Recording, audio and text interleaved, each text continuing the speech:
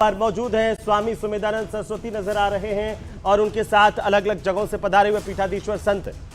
जी हां, सनातन की परंपरा और हमारे देश की अगर रिवाज और रवायत को देखें तो इनका भी बहुत ज्यादा महत्व हो जाता है और इनको आमंत्रित करना ये अपने आप में एक संदेश देना है कि भारत को अगर आगे लेकर जाना है तो सनातन का सम्मान करना होगा, संतों को साथ लेना होगा, संतों के आशीर्वाद की हमेशा जरूरत होती है। और राजस्थान सरकार की जो अब एक नई भूमिका देखने में सामने आएगी तो फिर संतों का भी उसमें महत्वपूर्ण योगदान होगा, उनके मार्गदर्शन की जरूरत होगी और उनके सम्मान को जिस तरह से यहां पर पेश किया गया है आमंत्रित करके, वो भी बेहद खास यहां पर होने वाली है। और देखिए, जिसका जिक्र यहां पर हम कर रहे थे, अगर टीवी स्क्रीन पर हमारे दर्शक देखें, यहां गजेंद्र सिंह शेखावत केंद्रीय मंत्री और पूर्व मुख्यमंत्री अशोक गहलोत की तस्वीर और कैलाश चौधरी भी वहां पर खड़े हुए। लेकिन जो गुफ्तगू हो रही होगी तो क्या चर्चा हो रही होगी और ये चर्चा तो क्या हो रही होगी ये खुद ही जाने, लेकिन उनके चेहरे की मुस्कान बता रही है कि दोनों मिले तो बड़े अदब से मिले।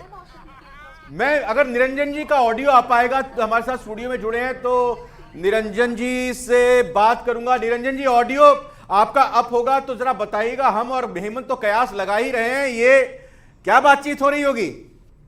देखिए रविंद्र जी, निश्चित रूप से मैं एक चीज आपको बताना चाह रहा हूं। अशोक गहलोत जी आज की तारीख में कांग्रेस के उन चंद नेताओं में से हैं जो आप ये मान के चलिए उस परंपरा का निर्वहन कर रहे हैं कि चाहे आप सत्ता में हो, चाहे आप पार्टी, मतलब आपका पार्टी से आपका मतभेद हो सकता है लेकिन आपका मन भेद नहीं है। और आपने ये देखा होगा कि जिस तरीके से राजस्थान के अंदर पिछले एक साल से प्रधानमंत्री नरेंद्र मोदी जी जब राजस्थान कैंप करते थे, राजस्थान के अंदर जब रैलियां करते थे, उस टाइम अशोक गहलोत जी उनके साथ शामिल होते थे। यानी कि सरकारी कार्यक्रमों में पिछले 2, 4, 5 सालों से हमने ये देखा है कि जो चाहे बंगाल में हमने देखा, वसुंधरा राजे भी आ चुकी हैं यहां पर और वसुंधरा राजे भी पधार चुकी हैं। जी हां, सभी के चेहरे खिलखिलाए हुए हैं क्योंकि आज का दिन राजस्थान के लिए बेहद खास है और वसुंधरा राजे भी यहां मंच पर विराजमान हो चुकी हैं।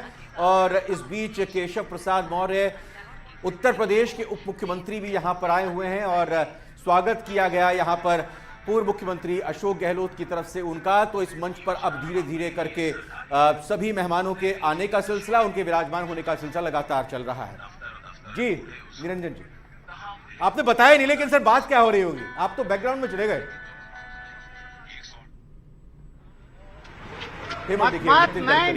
नितिन गडकरी भी यहां पर पहुंच चुके हैं और देखिए यहां नितिन गडकरी का जो राजस्थानी साफा और पगड़ी होती है उसके साथ स्वागत भव्य तरीके से किया गया, फूलों के गुलदस्ते के साथ स्वागत किया गया। और यहाँ से यही मानकर चला जाए कि सीधा एयरपोर्ट से अब वो रवाना होंगे एल्बर्ट हॉल के लिए, जो समारोह स्थल है, शपथ ग्रहण समारोह स्थल है, क्योंकि अब ज़्यादा वक्त नहीं बचा है और 12:10 का वो वक्त, क्योंकि 12:03-4 तो हो ही चुके हैं। अब कभी भी अगले 5-7 मिनट के अंदर प्रधानमंत्री नरेंद्र मोदी भी यहाँ लैंड कर सकते हैं जयपुर के स्टेट हैंगर में और फिर वो भी सीधा रवाना हो जाएंगे। 12:30 पर वो यहाँ समारोह स्थल में पहुंच जाएंगे। बिल्कुल रविंद्र, आप ठीक करें, 12:03 हो चुके हैं करीब करीब और 12:10 पर प्रधानमंत्री नरेंद्र मोदी का जयपुर पहुंचने का कार्यक्रम है। जयपुर एयरपोर्ट पर पहुंचेंगे और वहां से स्टेट हैंगर से वे निकलेंगे, उनका काफिला निकलेगा, सीधे अल्बर्ट हॉल पर पहुंचेगा समारोह स्थल पर। और जो तस्वीरें देखिए, 2 बहुत महत्वपूर्ण तस्वीरें हैं, ये आपनो राजस्थान इसे ही कहते हैं। और अशोक गहलोत अक्सर कहा करते थे, मैं थासू दूर नहीं।